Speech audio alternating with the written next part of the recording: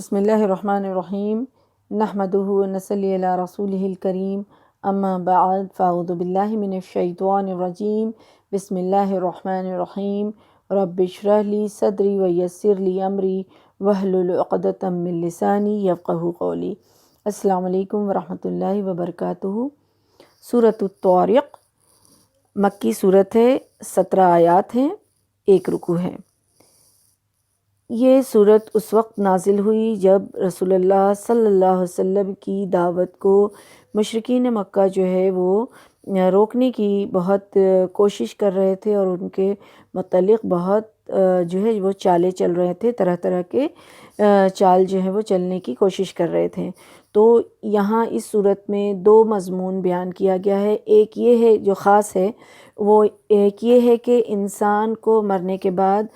اللہ سبحانہ وتعالیٰ کے سامنے حاضر ہونا ہے، اور دوسری بات یہ کہ قرآن ایک قول الفصل ہے، یعنی فیصل والی قرآن ہے، فیصلہ کر دینے والی بات اس میں ہے، جیسے کہ کفار کی کوئی چال اور ان کی جو مکر و فریب ہے اس سے یہ رک نہیں سکتی ہے۔ تو سب سے پہلے جو اس چیز کے لیے اللہ سبحانہ وتعالیٰ نے یہاں جو بیان فرمایا وہ یہ کہ آسمان کے تاروں کو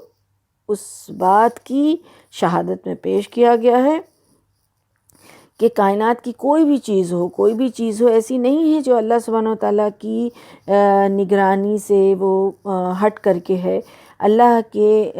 جو ہے نگرانی میں ہر چیز ہے، اور وہ جب تک اللہ سبحانہ وتعالیٰ چاہے وہ اپنی جگہ قائم اور باقی رہنے والی ہے۔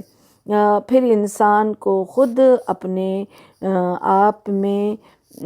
جو ہے اس کو توجہ دلائی گئی ہے کہ وہ غور و فکر کرے کہ کس طرح سے اس کو ایک حقیر نطفے سے پیدا کیا گیا، اور پھر اس کی جو ہے پیدائش ہوئی اور اس کی زندگی کس طرح سے گزرتی ہے، تو وہ اس پر توجہ دلائی گئی ہے۔ اور پھر رسول اللہ صلی اللہ علیہ وسلم کو تسلی دی گئی کہ جس دعوت کو لے کر کے آپ اٹھے ہیں اور جس مشن کے لیے آپ اٹھے ہیں، تو پھر یہ کفار مکے کی دھمکی سے بالکل نہ کمزور پڑیں، بالکل نہ ڈریں، اور یہ جو ہے ختم ہونے والی چیز نہیں ہے۔ آپ تھوڑا صبر کر لیجئے، کچھ مدت کے بعد ان کو خود ہی پتہ لگ جائے گا کہ ان کی جو کوشش ہے، اس طرح کی تدبیریں اور چالیں چل رہے ہیں، جو ان کی جو کوشش ہے اس قرآن کو اور اس قرآن کی دعوت کو نیچا دکھانے کے لیے یا نہیں مان کر کے اس کو ختم کرنے کی جو ان کی کوشش ہے، تو ان کو خود پتہ چل جائے گا کہ یہ جو ہے ان کی چال جو ہے وہ کامیاب ہوتی ہے یا قرآن غالب ہوتی ہے، تو یہ ان کو خود ہی پتہ چل جائے گا، تو آپ پریشان نہ ہوں۔ اب انشاءاللہ ترجمہ اور مختصر سے تفسیر کی طرف چلتے ہیں۔ بسم اللہ الرحمن الرحیم۔ والسماء والطارق وما ادراک ما الطارق النجم الثاقب۔ قسم ہے آسمان کی اور رات کو آنے والے کی، اور آپ کیا جانے کہ رات کو آنے والا کیا ہے؟ وہ ستارہ ہے چمکتا ہوا۔ اور طارق جو ہے وہ طریق سے ہے، طریق کا معنی ہوتا ہے راستہ۔ طارق کیا ہوا؟ راستہ پر چلنے والا۔ اور ستارے کو یعنی کہ جو تارہ ہے اس کو طارق اس لیے کہا جاتا ہے کہ وہ رات کو ہی ظاہر ہوتا ہے۔ اب یہاں قسم کھا کر کے اس کی اہمیت اور اس کے عجائب قدرت جو ہے اس کو ظاہر کیا جا رہا ہے کہ آپ کو کیا پتہ، یعنی انسان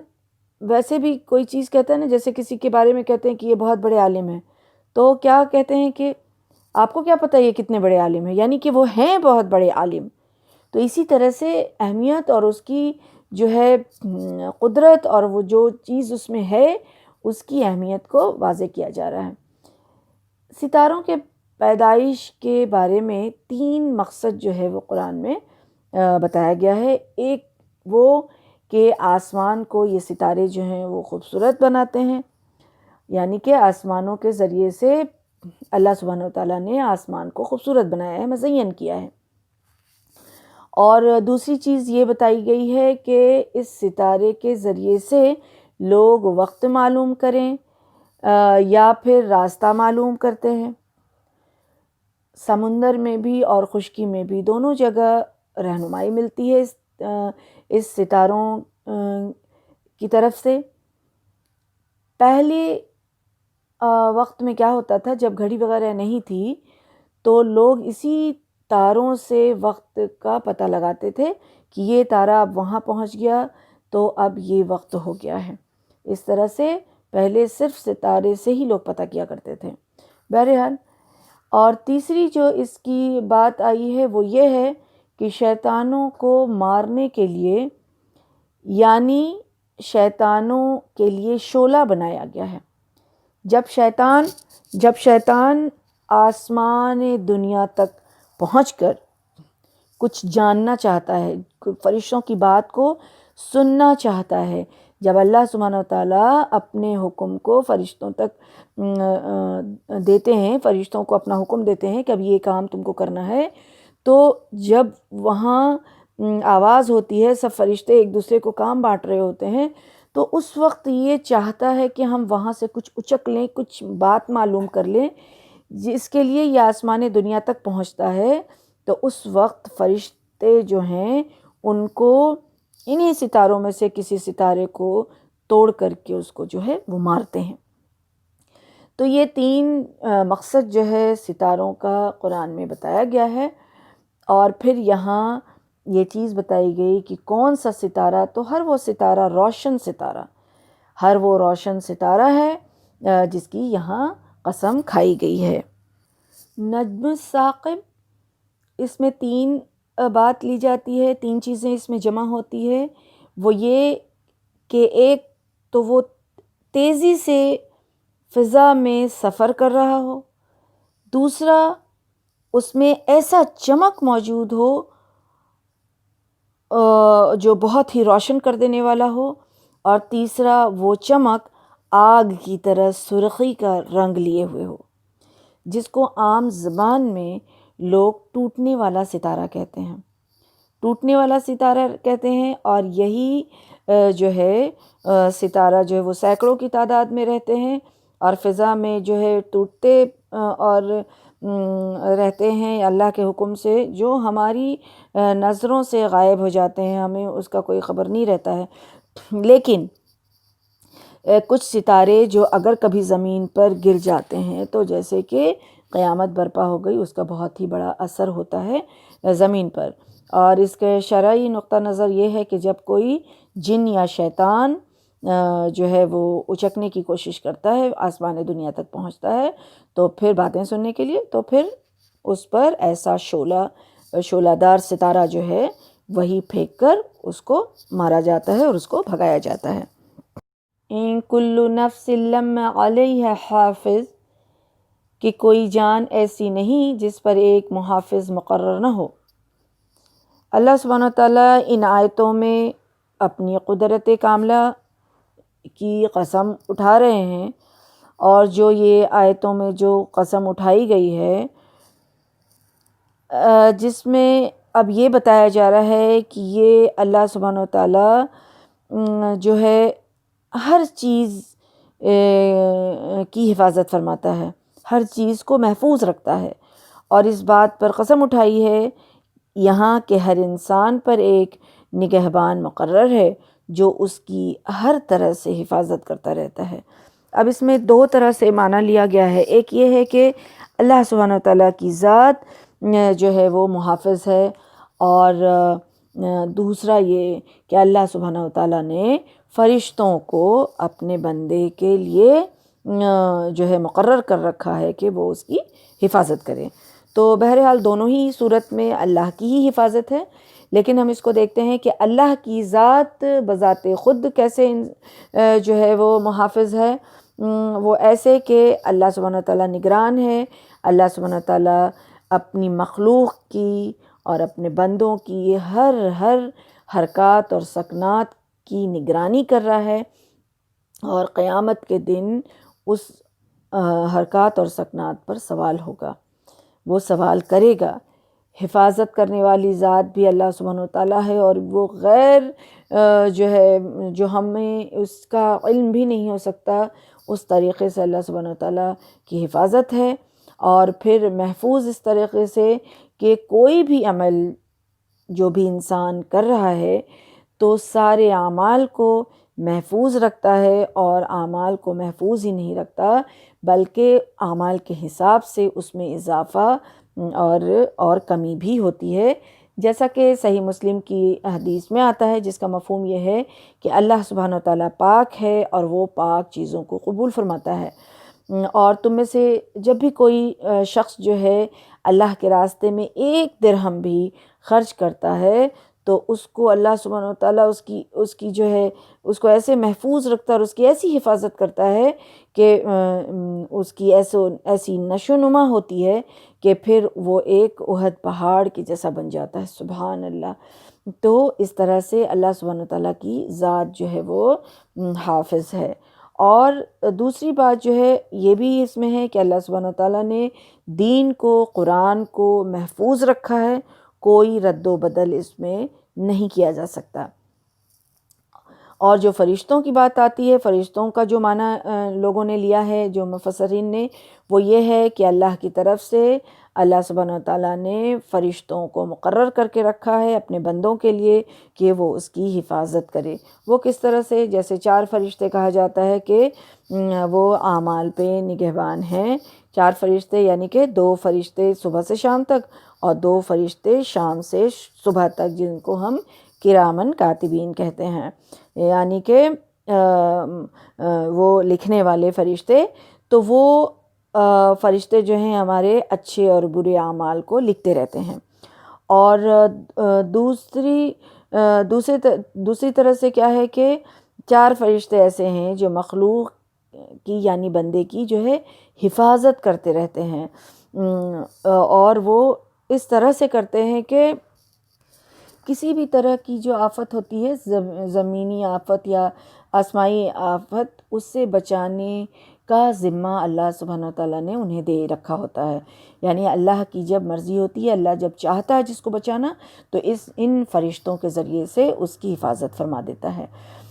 اور ایسے غیر شعوری طریقے سے ہوتا ہے جس کا ہم شعور نہیں رکھتے ہیں اور انسان کو اس کا علم بھی نہیں ہوتا ہے، اور جب کبھی علم ہوتا ہے، جب کبھی پتہ چل جاتا ہے تو انسان کے منہ سے جو ہے باضابطہ یہ مطلب بے ساختہ ایسی بات نکل جاتی ہے کہ اس موقع پر اللہ نے مجھے بچا لیا۔ سبحان اللہ۔ ہر انسان کی زندگی میں ایسا موقع ضرور آتا ہے اور اس وقت اس کی زبان سے بے ساختہ نکلتا ہے کہ اللہ نے مجھے بچا لیا، یعنی اللہ نہ بچاتا تو ہم اس پریشانی سے، اس مصیبت سے یا اس آفت سے بچ نہیں سکتے تھے، نکل نہیں سکتے تھے۔ تو اللہ سبحانہ وتعالیٰ جو ہے حفاظت اپنے فرشتوں کے ذریعے سے بندوں کی کرتا ہے۔ اور اس کے متعلق جو ہے اللہ سبحانہ وتعالیٰ نے سورہ رعد میں فرمایا ہے کہ ہر انسان کے آگے پیچھے ہم نے فرشتے مقرر کر دیے ہیں جو اللہ کے حکم سے اس کی حفاظت کرتے رہتے ہیں۔ تو حفاظت کی نسبت یا تو براہ راست اللہ سبحانہ وتعالیٰ کرے یا کی طرف ہو یا پھر فرشتوں کی طرف ہو، دونوں ہی صورت میں اللہ سبحانہ وتعالیٰ کی ہی حفاظت جو ہے وہ بندوں پر رہتی ہے۔ اب اللہ سبحانہ وتعالیٰ فرماتے ہیں کہ فَلْيَنظُرِ الْإِنسَانُ مِمَّا خُلِقَ مِن مَّاءٍ دَافِقٍ يَخْرُجُ مِن بَيْنِ الصُّلْبِ وَالتَّرَائِبِ۔ لہٰذا انسان کو یہ دیکھنا چاہیے کہ وہ کس چیز سے پیدا کیا گیا ہے۔ وہ اچھل کر نکلنے والے پانی سے پیدا کیا گیا ہے جو پشت اور سینہ کی ہڈیوں کے درمیان سے نکلتا ہے۔ اب یہاں اللہ سبحانہ وتعالیٰ حکم دے رہے ہیں کہ دیکھو، سوچو اپنی تخلیق کے بارے میں، اپنے تخلیق کے بارے میں ذرا سوچو۔ اب عالم بالا کی طرف توجہ دلانے کے بعد انسان کو یہ دعوت دی گئی کہ ذرا اپنی پیدائش پر بھی غور کر لے انسان کہ ماں کے پیٹ میں کون اس کی پرورش کرتا رہا اور کس نے اس کے حمل کو رحم مادر میں جمائے رکھا، اور اتنا سخت جمایا کہ بغیر کسی شدید حادثے کے حمل ضائع نہیں ہو سکتا تھا، یعنی اگر کبھی کوئی ایسا ہی کوئی ہیلتھ پرابلم ہو جائے یا پھر کوئی ڈس آرڈر ہو جائے یا پھر ایکسیڈنٹ ہو جائے کسی بھی طرح کا، تو اس کے بغیر تو انسان کی جو تخلیق رحم میں ہو رہی ہوتی ہے ماں کے پیٹ میں، تو وہ تو ضائع نہیں ہوتی ہے،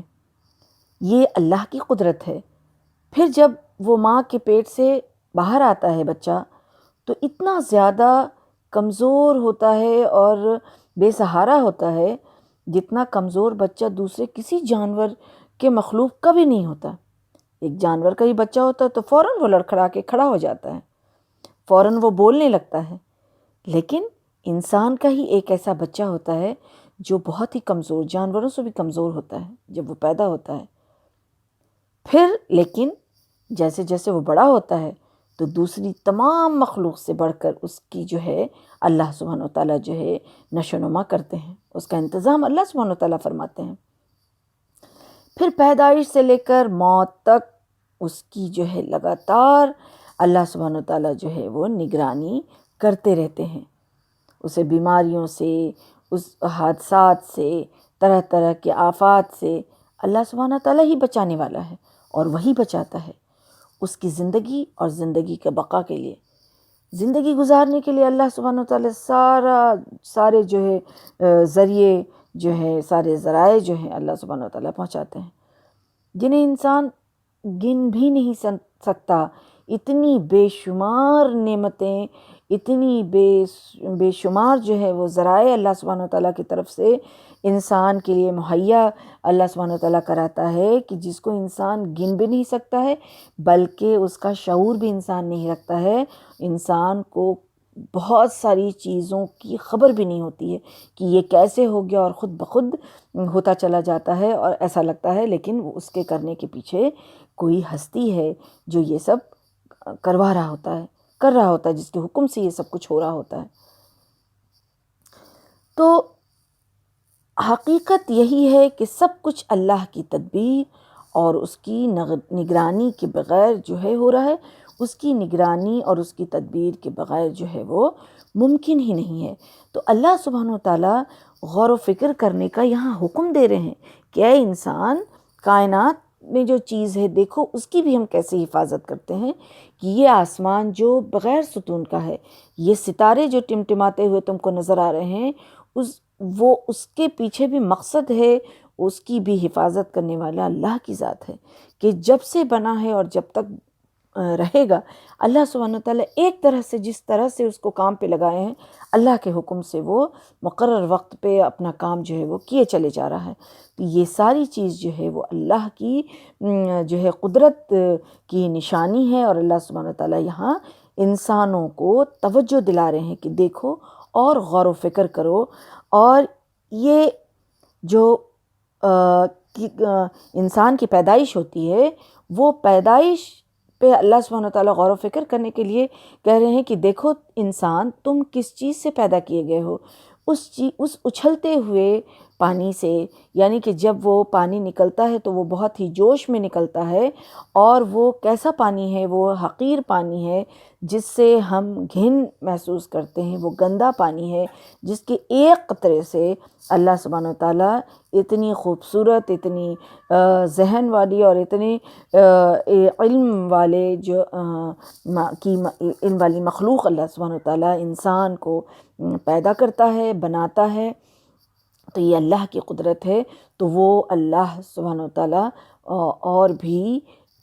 جس چیز پر لوگ یقین نہیں رکھتے ہیں، جس کو ماننے کے لیے تیار نہیں ہیں، تو اس کی طرف توجہ دلائی جا رہی ہے کہ وہ اللہ سبحانہ وتعالیٰ اس بات کی بھی قدرت رکھتا ہے کہ وہ کچھ بھی کر سکتا ہے، جس چیز کی تم یقین نہیں کر رہے ہو۔ اگر تم قرآن پہ یقین نہیں رکھتے ہو تو اس کی بات کو سمجھو کہ اللہ سبحانہ وتعالیٰ کا کلام ہے، اور آخرت پر یقین نہیں ہے تو پھر وہ آخرت بھی اللہ کے حکم سے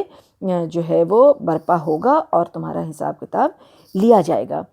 اور یہاں فرمایا گیا کہ وہ پانی جو ہے اچھلتا ہوا پانی وہ کہاں سے نکلتا ہے، تو وہ پشت اور سینہ کی ہڈی کے درمیان سے نکلتا ہے۔ اس کے بارے میں یہ کہا گیا ہے کہ وہ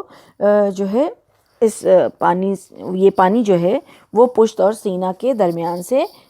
نکلتا ہے. یعنی کہ صلب جو ہے وہ صلب اور ترائب جو ہے اس کا الفاظ جو استعمال کیا گیا ہے یہاں وہ صلب ریڑھ کی ہڈی کو کہتے ہیں اور ترائب جو ہے وہ سینے کی ہڈیوں کو کہا جاتا ہے، یعنی پسلیاں جو ہوتی ہے. تو چونکہ عورت اور مرد دونوں کے مادہ جو منی نکلتا وہ انسان کے اس دھڑ سے خارج ہوتا ہے جو صلب اور سینے کے درمیان ہوتا ہے. اس لیے فرمایا گیا کہ انسان اس پانی سے پیدا کیا گیا ہے جو پیٹھ اور سینے کے درمیان سے نکلتا ہے. إِنَّهُ عَلَى رَجْعِهِ لَقَادِرٌ يَوْمَ تُبْلَى السَّرَائِرُ، یعنی کہ یقیناً اللہ اسے لوٹانے یعنی دوبارہ پیدا کرنے پر قادر ہے جس دن اسرار کی جانچ پڑتال کی جائے گی. اللہ سبحانہ وتعالیٰ ایک شہادت جو ہے لیا اللہ سبحانہ وتعالیٰ نے عالم بالا سے، اور دوسری شہادت جو انسان کی تخلیق سے، اور یہ دونوں اس بات پر گواہ ہیں کہ مطلب گواہ ہیں، اور یہ بہت ہی مضبوط دلیل ہے کہ جو ہستی ایسی عظیم الشان جو ہے کارخانے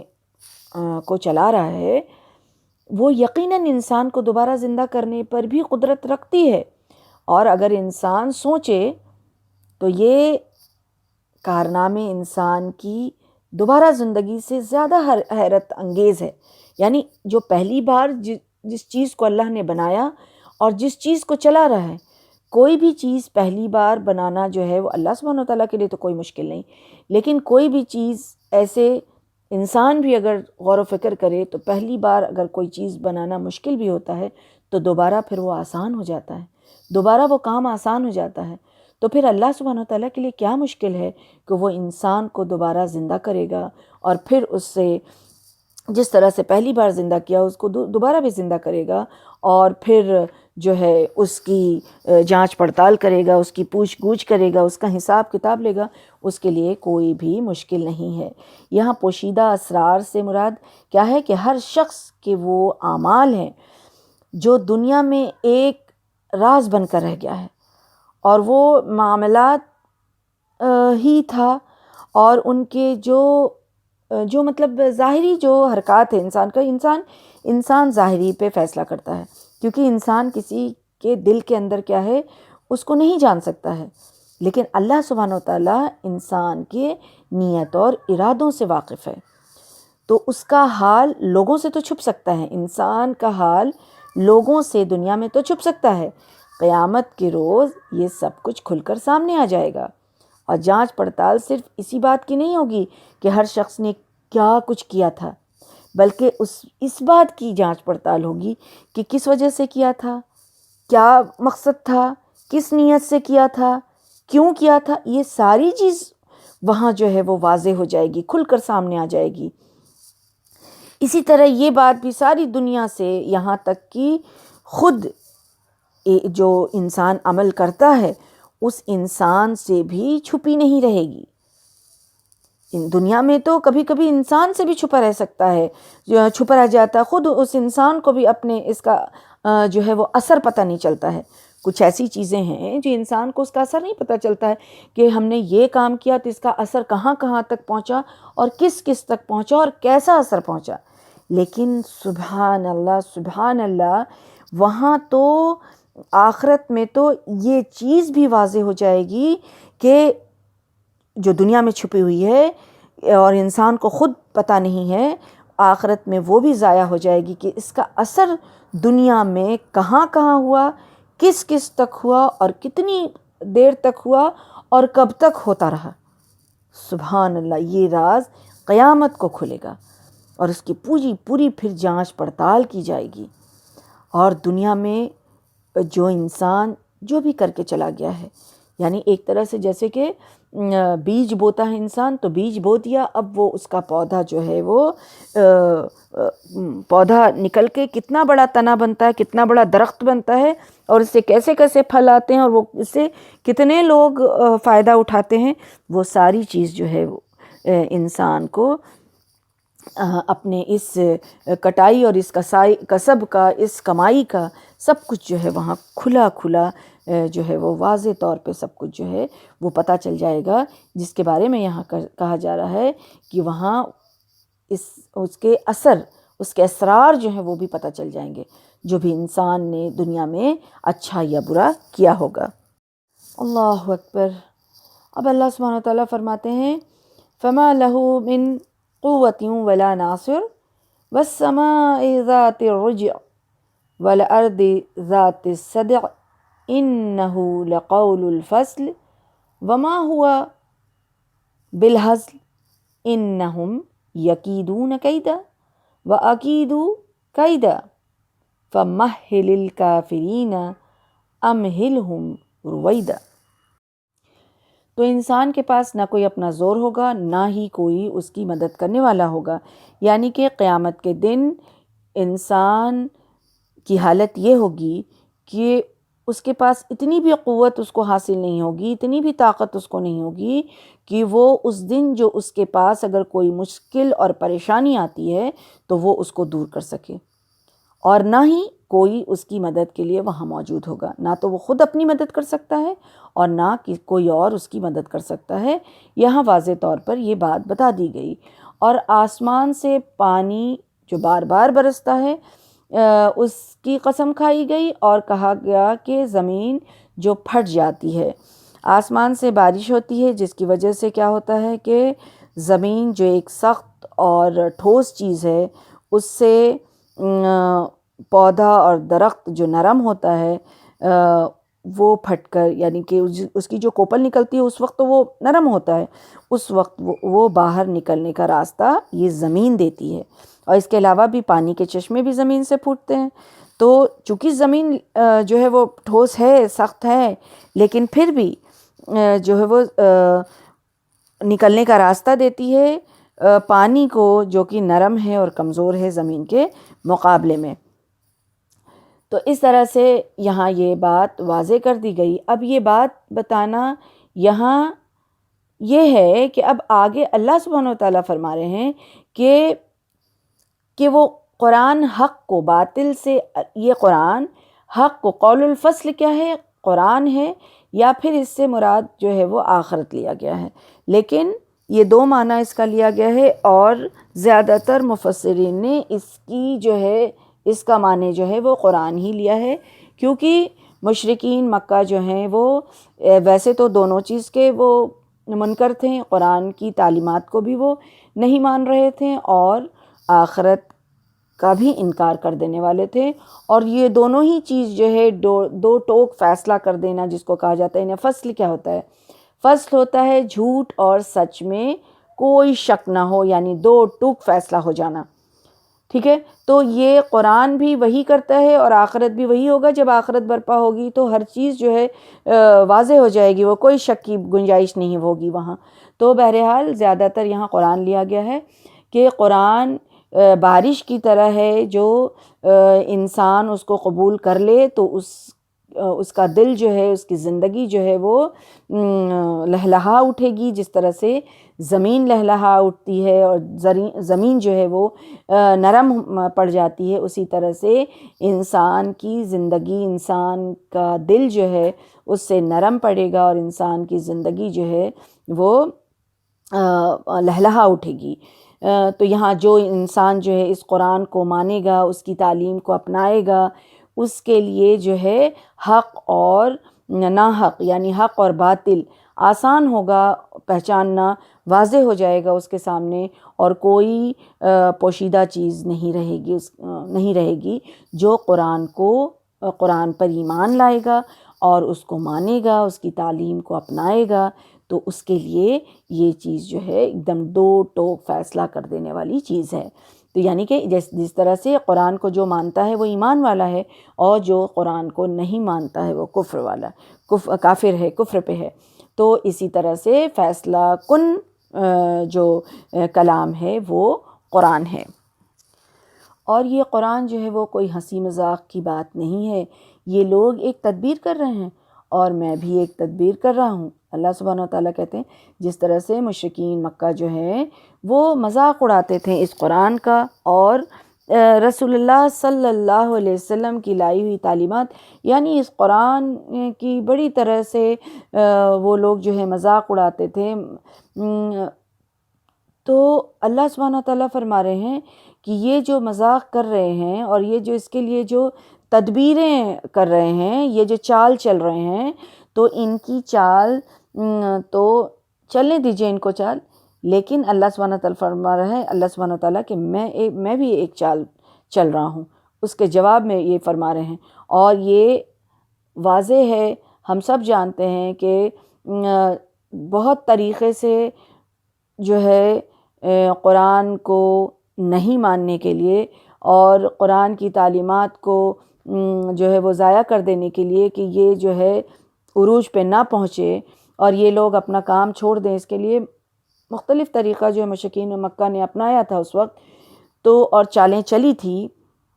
تو اللہ تعالیٰ نے جو چال چلی وہ کیسا ہوا، کیسا ان لوگوں نے چال چلا تھا کہ رسول اللہ صلی اللہ علیہ وسلم کو نعوذ باللہ کہ ان کو ہتھکڑی لگا دیں گے اور بیڑیاں لگا دیں گے اور قتل کر دیں گے، یا پھر شہر بدر کر دیں گے، اور اس کے لیے ان لوگوں نے پورا ایک بیٹھ کر کے پورا ان لوگوں نے خفیہ جو ہے وہ مکر کیا، ایک چال چلا کہ سارے لوگ ایک ساتھ حملہ کریں گے تاکہ کوئی پہچان نہ سکے، کوئی بدلہ نہ لے سکے۔ پھر ہوا کیا، اللہ نے جو چال چلی، اللہ نے جو چال چلی وہ کیا چال تھا، وہ تدبیر کیا تھی کہ ان کے سامنے، ان سب کے سامنے رسول اللہ صلی اللہ علیہ وسلم مٹی ڈال کے ان کے اوپر نکل گئے۔ سبحان اللہ، سبحان اللہ، مٹی ڈال کر کے ان کے اوپر سے نکل گئے۔ یہ اللہ کی تدبیر ہے، یہ اللہ کی تدبیر ہے۔ جس طرح سے رسول اللہ صلی اللہ علیہ وسلم غار حرا میں تھے تو کیسے وہاں پر پہنچ کر کے بھی دشمن جو ہے پہچان نہ سکے، دیکھ نہ سکے۔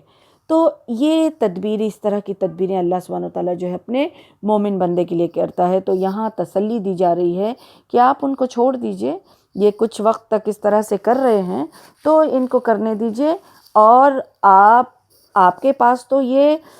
ٹھوس حقیقت ہے، آپ کے پاس تو یہ قرآن ہے، اور اس حقیقت کو جو آپ پیش کر رہے ہیں یہ دو ٹوک فیصلہ کر دینے والی چیز ہے، اور یہ کوئی ہنسی مذاق کی بات نہیں ہے، بلکہ یہ پورا ہو کر کے رہنے والا ہے، پورا ہو کر کے رہنے والا ہے۔ کیونکہ کفار یہ چاہتے تھے کہ ایسی چالیں چلیں، ایسی سازشیں تیار کریں، ایسے کارنامے کریں جس سے اس قرآن کی دعوت کو جو ہے ہار مل جائے، وہ شکست ہو جائیں، ہار جائیں لوگ۔ تو وہ یعنی کہ یہ پھونک ماریں، ان کی پھونک سے جو ہے وہ اسلام کا جو ہے وہ روشن چراغ جو ہے وہ بجھ جائے۔ لیکن اللہ سبحانہ وتعالیٰ ان کے مقابلے میں جو چال چل رہا ہے وہ اس روشنی کو اور بھی اجاگر کرنے والا تھا۔ کافروں کی چال جو ہے کامیاب نہیں ہونے والی تھی، اور یہاں تک کہ اللہ تعالیٰ نے کافروں کے چال اور ان کے خلاف جو ہے اللہ سبحانہ وتعالیٰ نے جو تدبیر چلی، اس سے کیا ہوا؟ اس سے یہی ہوا کہ اسلام غالب ہوا اور رسول اللہ صلی اللہ علیہ وسلم کو فتح ملی۔ تو یہ محاورتاً ایک اصل میں بولا جاتا ہے، تدبیر جو ہے نا وہ ان کے لیے بھی، اور اللہ سبحانہ وتعالیٰ کی ایک محاورہ ہوتا تھا عرب میں کہ وہ کسی بھی کام کا رد و عمل اسی لفظ سے جو ہے تعبیر کرتے تھے اہل عرب جو ہیں، اس لیے ان کو ایسا کہا جاتا تھا۔ بہرحال یہ یہاں وضاحت کر دی گئی کہ رسول اللہ صلی اللہ علیہ وسلم کو کہ آپ تھوڑی دیر جو ہے وہ صبر کیجئے، ان کو مہلت دیجئے، اور ان کو خود ہی پتہ چل جائے گا، زیادہ وقت نہیں ہے، بلکہ ان لوگوں کو اپنے کرتوتوں کا، اپنے انجام کا جو ہے خود پتہ چل جائے گا، سب کچھ سامنے آ جائے گا، سب کچھ واضح ہو جائے گی بات کہ کون جو ہے اپنے سعی میں، اپنی کوشش میں کامیاب ہوتا ہے، آپ کامیاب ہوتے ہیں یا مشرکین مکہ کامیاب ہوتے ہیں، ان کو سب کچھ پتہ چل جائے گا۔ تو الحمدللہ اس صورت میں جو بات ہمارے سیکھنے کی تھی وہ کچھ مین بات یہ ہے کہ اس صورت میں جو بتایا گیا کہ اللہ سبحانہ وتعالیٰ نے جو کہا کہ محافظ فرشتے یعنی نگران فرشتے نگران ہیں، محافظ ہیں، تو اس میں دو بات بتائی گئی ہے کہ اللہ سبحانہ و تعالیٰ جو ہے فرشتے مقرر کر کے رکھے ہوئے ہیں جو ہمارے اعمال کو لکھ رہے ہیں، اور دوسری طرف یہ کہ فرشتے حفاظت فرما رہے ہیں۔ تو ہمارے لیے یہ یہاں نصیحت ہے، غور و فکر کی بات ہے کہ ہم اللہ سبحانہ و تعالیٰ سے محبت بھی کریں اور خوف بھی کریں۔ محبت اس لیے کریں کہ اللہ سبحانہ و تعالیٰ نے ہمارے لیے فرشتوں کو مقرر کر کے رکھا ہے جو ہماری حفاظت فرما رہا ہے، اور خوف اس لیے کریں کہ اللہ سبحانہ و تعالیٰ کے حکم سے فرشتے جو ہیں نگران ہیں ہم پہ، ہمارے اوپر، اور ہمارے ایک ایک عمل کو جو ہے وہ لکھ رہے ہیں۔ تو اس بات کو انسان جب اپنا لے تو احسان کے درجے کو پہنچ سکتا ہے۔ وہ کیسے؟ کیونکہ حدیث کا مفہوم یہ ہے کہ احسان کیا ہے، اللہ کے ساتھ احسان کیا ہے کہ انسان عبادت اس طرح سے کرے گویا کہ وہ اللہ کو دیکھ رہا ہے، یا پھر وہ نہ کر سکے تو اتنا تو کرے کہ اللہ اتنا سمجھے کہ ہاں اللہ، اس بات کا یقین کہ اللہ اس کو دیکھ رہا ہے۔ تو یہی کیفیت جو ہے اس بات کو مان لینے اور سمجھ لینے سے انسان کے اندر جو آنی چاہیے کہ ہر حرکات اور سکنات جو ہے وہ نوٹ ہو رہا ہے، اور دوسری چیز یہ کہ فرشتے ہماری حفاظت فرماتے ہیں اللہ کے حکم سے، سبحان اللہ۔ تو یہ ہمارے احسان کے درجے کو بڑھانے کے لیے اس کا یقین کرنا جو ہے ہمارے لیے فائدہ مند ہے۔ اور دوسری بات اس میں یہ کہ ایک حقیر نطفے سے، ایک جو گندگی اور جس گھن آنے والے پانی سے، ایک قطرے سے، جو اللہ سبحانہ وتعالیٰ اتنی اچھی اور خوبصورت شکل و صورت کے ساتھ انسان کو اللہ سبحانہ وتعالیٰ جب بنا سکتا ہے، تو اس ذات سے کبھی مایوس نہیں ہونا چاہیے کہ کسی بھی میدان میں اللہ سبحانہ وتعالیٰ اپنے مومن بندے کو کبھی بھی بے سہارا نہیں چھوڑ دیتا، بلکہ جو ذات ماں کے پیٹ کے اندر روزی دیتا ہے اس کو جو ہے وہ ذات جو ہے اتنی قدرت رکھتا ہے کہ وہ دنیا میں بھی دے گا۔ تو انسان کو مایوس ہو کر کے غلط راستہ اختیار کبھی نہیں کرنا چاہیے، انسان کو مایوس ہو کر کے غلط راستہ اختیار نہیں کرنا چاہیے، بلکہ اللہ سبحانہ و تعالیٰ پہ جو ہے وہ یقین کرے، بھروسہ رکھے، اور اللہ سے ہی صرف دعا کرے، کوئی غلط راستہ اختیار نہ کرے، صرف اللہ سبحانہ و تعالیٰ سے مانگے، اللہ سبحانہ و تعالیٰ پر یقین رکھے، اور اللہ سبحانہ و تعالیٰ پر ہی بھروسہ رکھے، کیونکہ حق یہی ہے کہ وہی ذات ہے جو قدرت رکھتا ہے ہر چیز کی۔ اور تیسری بات یہ ہے کہ ہر انسان جو ہے وہ ظاہری پر فیصلہ کرتا ہے، انسان دنیا میں ظاہری پہ فیصلہ کر رہا ہے، جبکہ اللہ سبحانہ و تعالیٰ نیت اور ارادے کو جاننے والا ہے، اور اسی کے بنا پہ جو ہے وہ فیصلہ ہوگا، حساب کتاب ہوگا۔ تو ہمیں چاہیے کہ ہم اپنے نیت اور ارادے کو درست کر لیں، ہم اپنے نیت اور ارادے کو درست کر لیں، کیونکہ دنیا میں تو سب انسان ایک دوسرے سے بہت کچھ چھپا سکتا ہے، اور چھپ جاتا ہے اور چھپا ہی رہتا ہے، لیکن آخرت میں کچھ بھی چھپا نہیں رہے گا، ہر چیز جو ہے وہاں واضح ہو جائے گی۔ چوتھی بات جو یہاں ہے وہ یہ ہے کہ کتنی بھی زیادہ زندگی مل جائے انسان کو، کتنی بھی بڑی زندگی مل جائے، لیکن ایک وقت آئے گا جب انسان کو لوٹ کر کے جانا ہے، ایک وقت آئے گا جب آخرت میں حساب کتاب کے موقع کو فیس کرنا ہے، تو پھر انسان کو چاہیے کہ اس کی تیاری کر لے، پھر انسان کو چاہیے کہ اس کی تیاری کر لے جہاں ہمیشہ ہمیش رہنا ہے، اور یہاں سے ایک دن جانا ہی ہے، اس بات کا یقین کرے اور آخرت کی تیاری کرے، جہاں جانا ہے وہاں کی تیاری کرے۔ دنیا میں بھی انسان کہیں جاتا ہے تو اس کی تیاری کرتا ہے، تو پھر اس جگہ کی تیاری کیوں نہ کرے جہاں جو جانا حق ہے، اور وہاں جو ہمیشہ ہمیشہ رہنا ہے۔ اور پانچویں بات جو یہاں سے سیکھنے کی ہے وہ یہ ہے کہ قرآن کی جو ایک یہاں صفت بتائی گئی کہ دو ٹوک فیصلہ کر دینے والی کتاب ہے، یہ دو ٹوک فیصلہ کر دینے والی جو ہے قول الفصل ہے، تو قول الفیصل ہے، یہ قول فیصل اس کو کہا جاتا ہے، قول فیصل ہے، تو اس کا مذاق نہیں اڑایا جائے، اس کا مذاق نہیں اڑایا جائے، یعنی انسان کے دل میں قرآن کی عظمت ہو، قرآن کی عظمت جو ہے دل میں ہونی چاہیے، اور پھر قرآن کے حکم پر احترام کرے اور اس کا خوف ہونا چاہیے اور اس سے سبق لینا چاہیے اور اس پہ عمل کرنا چاہیے. تو یہ اس قرآن کی عظمت اور قرآن کی قدر کرنا اور قرآن کو جاننا، قرآن پہ غور و فکر کرنا، قرآن کو اپنی زندگی میں قرآن کے مطابق اپنی زندگی کو ڈھالنا. اور کیونکہ یہی کامیاب ہونے والی چیز ہے جو حق اور دنیا میں بھی اور آخرت میں بھی حق اور باطل کو جو ہے یہ واضح کر دینے والی چیز ہے. تو اسی چیز کو اپنا لے انسان تو پھر انشاءاللہ کامیابی کی طرف قدم اس کے بڑھیں گے. اور چھٹی چیز جو ہے وہ یہ ہے کہ کوئی انسان اگر نہ سنے، جس طرح سے رسول اللہ صلی اللہ علیہ وسلم کو تسلی دی گئی، تو یہ سمجھنا ہے کہ کوئی بھی انسان کو اگر دعوت دی جا رہی ہے یا اس کے اصلاح کی بات کی جا رہی ہے تو کوئی انسان نہ سنے تو اس کو نظر انداز کرنا ہے اور اس کو صبر سے کام لینا ہے کہ اس کو مہلت دینا ہے کہ مسلمان جو ہے وہ اپنی اصلاح کر لے اور جو غیر مسلم ہیں وہ اس دعوت کو قبول کر لیں. تو کیونکہ مسلمانوں کے خلاف جو غیر مسلم ہیں، مسلمانوں کے خلاف جو بھی چال چل رہے ہیں یا چلتے رہے ہیں، تو پریشان ہونے کی اور نا امید ہونے کی کوئی ضرورت نہیں ہے. کیونکہ ایک مومن بندہ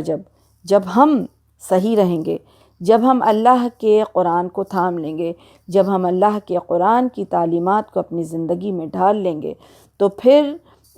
جب ہم اس کے مطابق زندگی گزاریں گے تو اللہ سبحانہ وتعالی ہمارے لیے بھی تدبیریں چلے گا اور ہماری بھی حفاظت فرمائے گا، اور ہم بھی جو ہے ان کی جو مکر و فریب سے ہم بچے رہیں گے انشاءاللہ.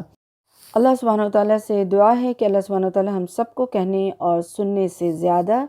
عمل کرنے والا بنا دے، ہمیں اس قرآن کی تعلیمات زیادہ سے زیادہ حاصل کرنے والا بنا دے اور اس کے مطابق اپنی زندگی کو ڈھالنے والا بنا دے، اور اس کوشش اور محنت اور اس میں لگائے ہوئے وقت کو اللہ سبحانہ وتعالی قبول فرما لے اور آخرت میں نجات کا ذریعہ بنا دے. آمین یا رب العالمین. سبحانک اللہم و بحمدک، اشہد ان لا الہ الا انت، استغفرک و اتوب الیک.